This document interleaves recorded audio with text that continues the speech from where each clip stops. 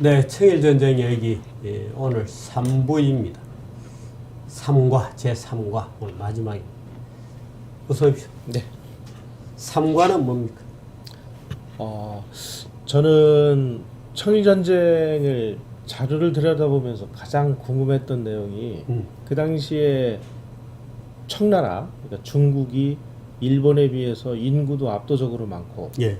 그리고 국력도 뭐 어마어마했고 그럼에도 불구하고 어떻게 저렇게 힘 한 번 못 써보고 참혹하게 그냥 연전연패를 했는지 이게 사실 좀 미스테리였습니다. 사실 GDP 규모라든지 정부 예산 규모는 여전히 청나라가 그렇습니다. 컸잖아요. 네. 네. 아무리 뭐 국가 지도부가 망가졌기로 서니 예. 그 당시에 그 청일 전쟁이 벌어졌을 때 수많은 서양 열강의 관측도 비등비등한 싸움이 되지 않겠느냐 예. 이렇게 예측을 했고요. 다들 그렇게 예상을 했는데 막상 뚜껑을 열고 보니까 이거 뭐 중국이 추풍 낙엽이거든요. 예. 그래서 그러면 왜 이렇게 참혹한 패전을 당했는지, 그러면 일본은 어떻게 저렇게 연전연승을 할 수 있었는지, 거기서 무슨 교훈이 얻어질 수 없겠는가. 그래서 이 제 3과의 주제는 예. 청일전쟁은 일본이 이길 수밖에 없었던 전쟁이다 예. 하는 부분을 가지고 고민을 해보는 그런 자리를 좀 하나씩 네. 보시도록 하죠. 네. 예. 사실 이 관찰은 지금도 재밌는 관찰이에요. 예. 그 땅이 도심을 지나가는 예. 그분요. 이게 어느 나라? 조선입니다. 예, 이게 이제 우리나라에 그렇군요. 상륙을 해서 일본 군들이 무리를 지어서 행군하는 그 모습을 그림을 그려놓은 건데요. 일본 사람들은 그림을 열심히 그리는 것 같습니다. 일본 사람 그림 많이 그려요. 네. 그림 많이 그립니다. 그 이승만 대통령이 예. 그 말하자면 지금으로 치면 이제 대역죄를 저질러서 한성 감옥에 수감이 돼서 무기징역으로 감형이 된 다음에 약 5년 7개월간 이제 수감 생활합니다. 예. 그때 중국에서 그 알렌이라는 사람이 한국에 와 있던 알렌하고는 다른 사람입니다. 예. 영존 알렌이라는 사람인데 알렌과 최희강이 쓴 청일전기를 우리말로 번역을 합니다. 예. 그런데 왜 번역을 했느냐? 이 전쟁으로 한국의 힘과 세력이 약해져서 한국이 망하는 길로 갔기 때문에 다른 무엇보다 이 전쟁이 정말 중요한 전쟁인데 우리는 이 전쟁에서 너무 모르고 있다. 그러니 이 책을 번역을 해서 여러 사람들에게 알리니 열심히 읽고 우리 정말 나라 망하지 않도록 정신 바짝 차리자. 예. 이런 차원에서 이 글을 써서 공개를 했는데요. 예. 거기 보면 중국이 뭐 인구라든지 국토 면적, 국력 전체 차원에서 뭐 일본과는 비교 안 될 정도의 대국이었고, 그리고 북양 함대, 남양 함대라는 이 거함거포 함대를 일본보다 거의 10년, 15년 이상 앞서서 함대도 건설했음에도 불구하고 그야말로 뭐 거의 뭐 추풍낙엽식으로 연전연패를 했습니다. 왜 그랬을까? 이게 오늘의 이제 그 주제가 되겠습니다. 당시에 이승만 대통령이 감옥에 있을 때 느꼈던 질문을 사실 지금 우리가 다시 해보는 겁니다. 그렇습니다. 네. 그렇군요. 다음 페이지. 요 지금 요 사진이 그 이용장의 그 사병 성격에 강했던 북양 육군입니다. 요 북양 육군은 여기는 북양 육군. 육군. 이게 이제 그 이용장이가 그 태평 천국의 난을 평정을 할 때 그 만주, 그러니까 만주 황실의 군대가 만주 8기군인데 이 만주 8기군이 결국은 그 무렵에 완전히 유명무실하게 돼서 농민 군대 하나를 진압을 못합니다. 그러니까 이제 한족들 지도자들이 우리가 일어서서 저 태평천국의 난을 막아야 된다. 그래서 군대를 모아가지고 이용장이가 만든 게 이게 회군이라는 건데, 이 회군을 나중에 그 좀 증강을 하고 훈련을 시켜서 이 청나라의 이 정식 군대로 받아들여서 요게 북양 육군이 됩니다. 그게 지금 여기 나와 있는 요 회군인데요. 예, 사실상 그 당시에 청나라는 내부적으로는 군벌 지배 체제처럼 되는 거죠. 형식적으로는 그렇습니다. 기존의 네. 청제국의 시스템은 유지가 되지만 예. 실질적으로 지역별로 소위 군벌들의 시대가 오는 거죠. 네. 그래서 원래 이제 그 청나라의 군대인 만주 예. 8기군이 이제 제 역할을 못 하니까 예. 이쪽에서 이제 증극번이라는 사람이 이제 상군이라는 걸 만든. 증국번. 예. 예. 말하자면 이제 이용장의 스승뻘인데 예. 이 사람이 만드는 사병 성격이 상군이라고 하는데 예. 이 상군과 이용장이 만든 회군이 태평천국의 난을 진압을 합니다. 예. 그리고 나서 증국번이 세력이 강해지니까 만주 황실에서 야, 저 친구 저거 고무신 거꾸로 신으려고 하는 거 아니야? 하고 압력이 들어오니까 증국번이 야, 이러다 이제 내가 무슨 일을 당하겠구나. 그러니까 본인은 이제 정계 은퇴를 합니다. 그리고 본인이 가졌던 상군을 이용장에게 넘겨주면서 이거 네가 이제 관리를 해라. 그래서 이용장이 말하자면 군권을 쥔 실권자가 되고요. 예. 그래서 이제 북양대신이라는 그러면 뭐 군사권을 쥔 자리에 올라가면서 자연스럽게 이용장의 사병 성격이었던 예. 이 상군과 회군이 말하자면 청국 군대 비슷하게 돼서 북양 육군이 됩니다. 예. 그래서 청일전쟁 때의 거의 모든 전투를 북양 육군이 치렀습니다. 네. 그 육군이라 하면 예. 육해공군 할 때 육군. 그 예, 예. 저 육지육을 예. 썼던 거죠. 네. 예, 그렇군요. 네. 지금 이 사진에서 보는 군대가 이제 북양 육군 중에 포병이겠습니다. 예, 예. 네, 그렇습니다. 네. 예. 지도부의 리더십. 예. 그러니까 그 당시에 그 일본의 국가 지도부는 막부를 무너뜨리고 메이지 유신을 성공시킨 그야말로 당대 최고의 예, 그 이토 엘리트들, 이토 히로부미, 야마가타, 아리토모, 뭐 기타 등등 예. 세계 어느 나라와 비교해도 뒤지지 않는 최강의 면면을 예. 보이는 엘리트들이 아주 많이 등장을 했고요. 예. 그래서 그 사람들이 메이지 천황을 중심으로 해서 근대 일본을 건설하자는 아주 뭐 그 뜨거운 열망이 가득 차 있던 예. 그런 지도부를 구성하고 있었던 반면에 청국 지도부는 이제 청나라 말기에 이 만주 황실과 예.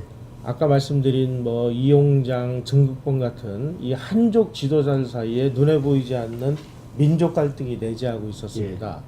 따라서 전쟁을 위한 준비를 하는 과정에 있어서 상당히 많은 문제들이 발생을 하기 시작했고요. 예.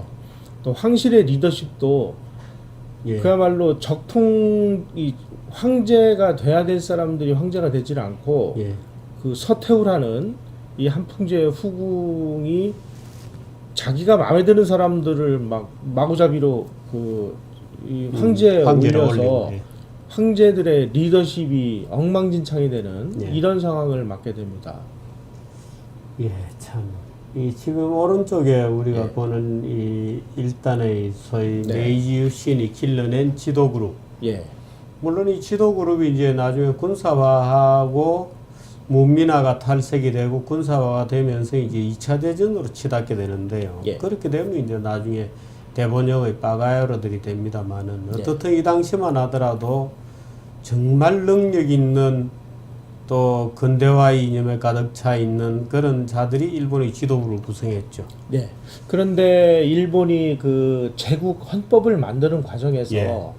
방금 전에 말씀하신 그 대본영의 빠가야로가 될 수밖에 없는 예. 근본적인 문제를 구조가, 예. 안고 있었습니다. 왜 그러냐면 이 국군 통수권을 그 천황의 그 고유 사항으로 만들어 놓고 내각이 간여할 수 없도록 헌법을 만들었습니다. 예. 이게 아마 프러시아 헌법의 영향인데요.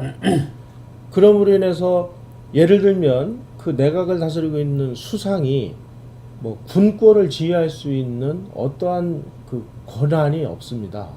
예. 오로지 개전이라든지 뭐 종전이라든지 선전포고라든지 이런 권한은 국군 통수 권한으로서 천황이 쥐고 있도록 이렇게 만들었습니다. 천황이 직접 속했군요. 예, 따라서 예. 군부와 천황만 그냥 오케이를 하면 국민의 대표기관인 뭐 국회라든지 예. 이런 거하고 전혀 상관없이 전쟁을 일으킬 수도 있는 이런 그러니까 결국에는 나중에 가보면은 네. 군부가 먼저 행동을 하면 예. 정부와 의회는 그것을 추인을 하죠. 계속 끌려가면서 네. 추인을 하게 되는 그런 과정이 진행이 예. 되죠. 이게 왜 그러냐면 제국 헌법에 예. 군 통수권은 천황에 속하는 속하는 사안으로 거로 되어 되었기 있습니다. 때문에. 그래서 네. 수상이라든지 그 국민의 대의기관에 갈 수 있는 국회의원이나 이런 사람들이 예. 군인들의 움직임이나 예. 그야말로 외교 중에서도 가장 중요한 게 뭐 다른 나라하고 전쟁하겠다는 예. 선전포가 예. 아닙니까? 예. 이런 부분에 대해서 전혀 관여를 못하도록 이렇게 되어 있습니다. 그렇군요. 네. 예. 조금 빨리 갈까요? 예. 그래서 이제 1884년에 청불전쟁에서 아주 참혹하게 패한 청나라가 이거 이제 해군이 없으면은 뭐 일이 안 되겠구나 싶어서 1885년부터 예. 진원, 정원, 재원 이런 아주 초대형 전함을 구입해서 함대를 이제 건설합니다. 예. 그래서 1887년에도 많은 배를 사오고 1888년 12월에 4개 함대를 건설합니다. 북양 함대, 남양, 복건, 광동. 예. 그 중에 북양 함대가 예, 청일 전쟁에 참여를 하죠. 예. 그리고 이 북양 함대가 가지고 있던 이 그 정원 진원함 같은 배는 12인치 함포가 달려 있었는데요. 예. 이게 센치로 치면 30.5cm. 저 위에 있는 그거군요. 그렇습니다. 예. 예, 요게 이제 정원함, 진원함 그 주포의 포탄인데요. 참. 지금 우리나라가 가지고 있는 군함 중에 제일 큰 포가 5인치 포인데요. 그거하고 비교를 해보시면 제일 큰 포가 5인치 같으면 12cm. 그렇습니다. 5인치 같은 2.5 곱하기 하면 예. 12.5군요. 예. 근데 지금부터 물경 120년 전에 예. 이런 거함 거포를 가진 이 배를 가지고 있었다는 거죠. 예. 요게 그 정원함인데요. 예. 이 정원함은 독일의 부르칸 조선소라는 데서 예. 만들어서 가지고 온 배고요. 예. 1886년에 예. 그 북양함대가 일본 나가사키항을 친선 방문해서 수병들이 술 먹고 난동을 부리니까 예. 그래서 뭐 몇 명이 죽고 예. 뭐 했던. 그때 이제 일본이 충격을 받아서 예. 함대 건설에 그때서부터 나서기 시작합니다. 그렇군요. 예. 그래서 아주 큰 충격을 받은 일본이 함대를 건설할 때 메이지 천황이 자기 월급을 떼서 기증을 하고 문무관리들도 봉급의 10%씩을 내서 이제 그 이런 지난번에 말씀드린 나니와호 같은 예. 이런 이제 함대 건설에 나섭니다. 예. 일본은 1893년에 영국으로부터 그 배를 요시노함이라는 것을 도입을 했는데요. 예. 요거는 가지고 있었던 15cm 15cm니까 청나라가 가지고 있던 주포의 딱 절반에. 절반에 불과한. 그렇지만 속사 하여간 그 톤이고. 빨리 쏠 수 있는 포 그리고 어, 빠른 속력 이런 예. 식으로 그 청나라하고는 약간 다른 유형의 함대 건설에 나서게 됩니다. 예. 22.5노트가 굉장히 빠릅니다. 당시에 세계에서 예. 가장 빠른 군함이었습니다. 아, 그렇군요. 예. 예. 그래서 영국이라든지 독일이라든지 이런 나라에서는 예. 중국이나 일본으로부터 그 배를 주문을 받아서 야 이렇게 한번 만들어봐라 이렇게 코치를 해서 예.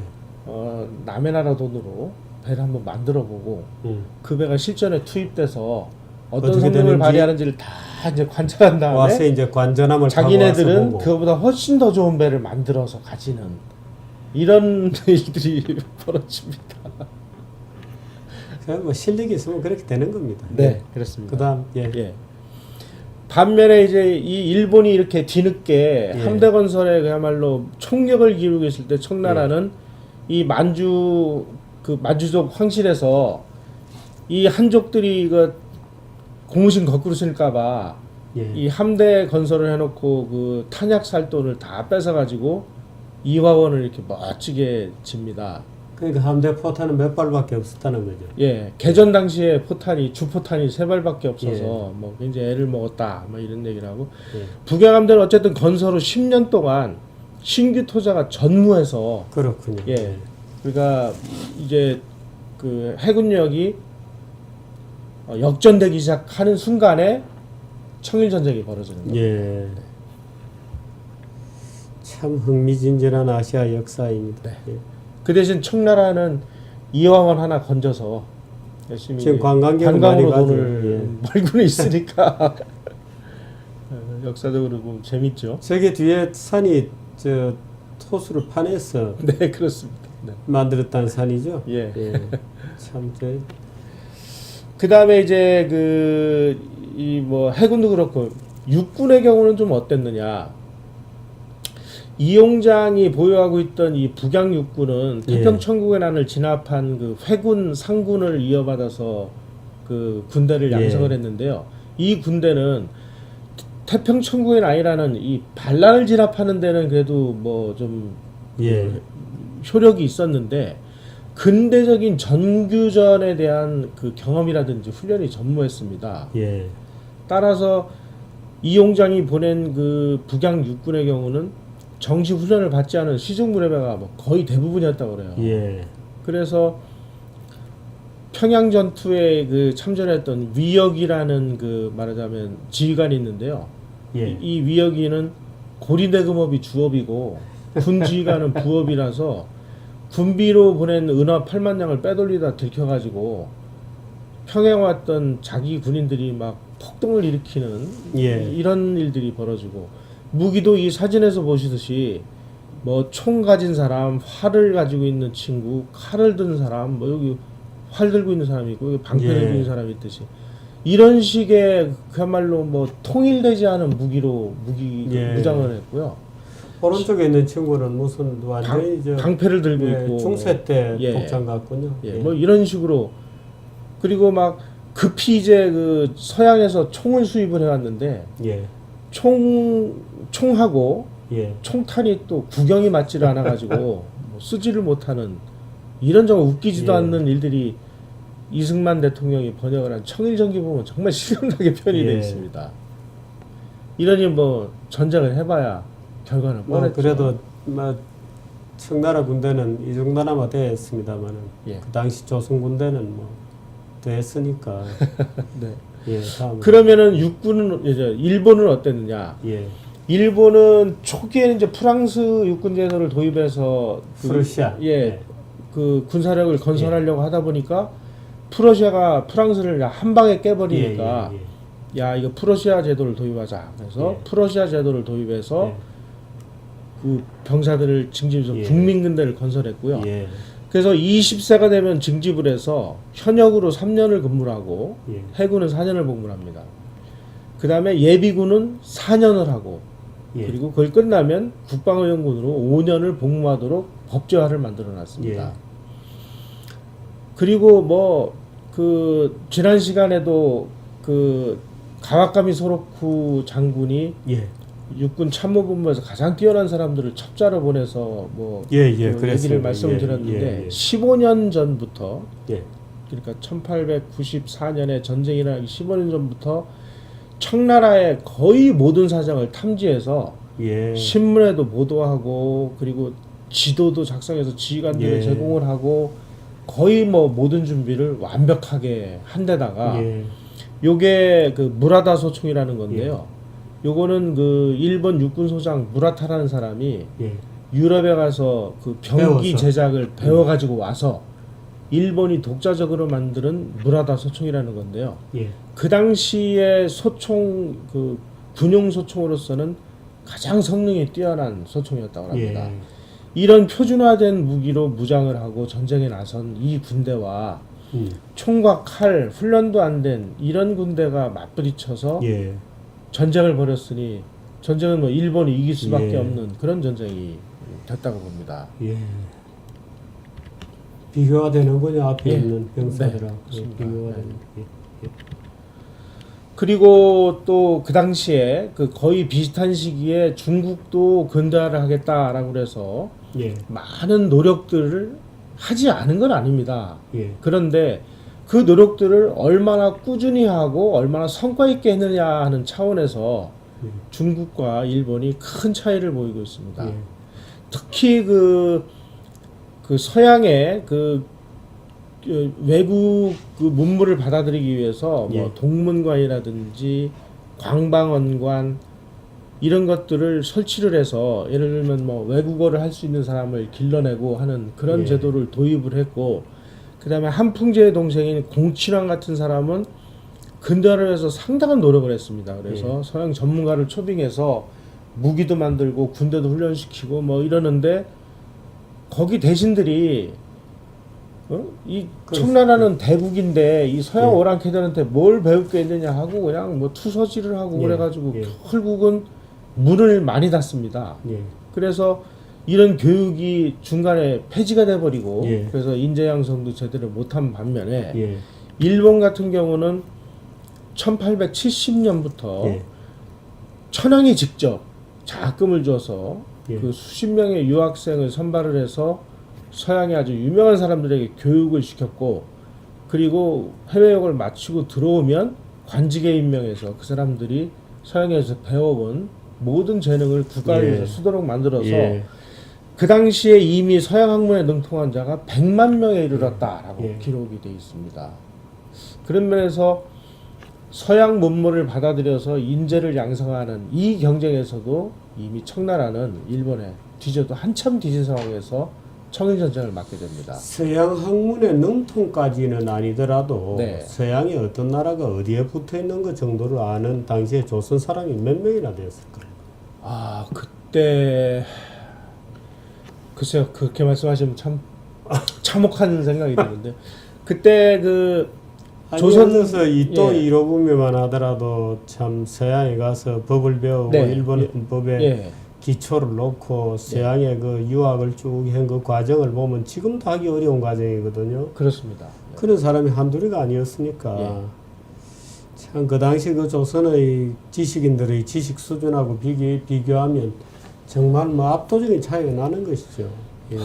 우리나라의 경우는 뭐 꼽는다면 뭐 손가락 안에 꼽을 수 있을 정도가 아니었나 하는 생각이 들어요. 그렇겠죠. 그 당시 유학 가서 돌아왔던 사람이 거의 없고 미국 이완용이 주 워싱턴 공사로 나갔을 때의 얘기를 보면 이완용 이제 엘리베이터가 있잖아요. 근데 서양 사람들이 이제 엘리베이터를 타고 왔다 갔다 하니까 서양 엘리베이터라는 게 우리가 잘 알듯이 이제 창살처럼 이렇게 밖에서 보이는 거. 근데 조선에서 간 그 이완용을 수석 공사로 하고 나머지 식구들이 겁이 나서 그걸 끝까지 안 탔다 그래요. 그래서 그 이완용이 어느 날 이제 용기를 내 가지고 그걸 탔는데 끝까지 자기 그 밑에 식구들이 그 대사관에 있는 직원들이 무섭다고 서양 애들이 어떻게 공중을 날아다니느냐 그러고 안 탔다고 하는 그 글을 언젠가 제가 본 적이 있는데 참 그런 수준이었으니까 과학적 지식, 세계 정세에 대한 지식 뭐 태부적이었네요. 그죠? 그렇습니다.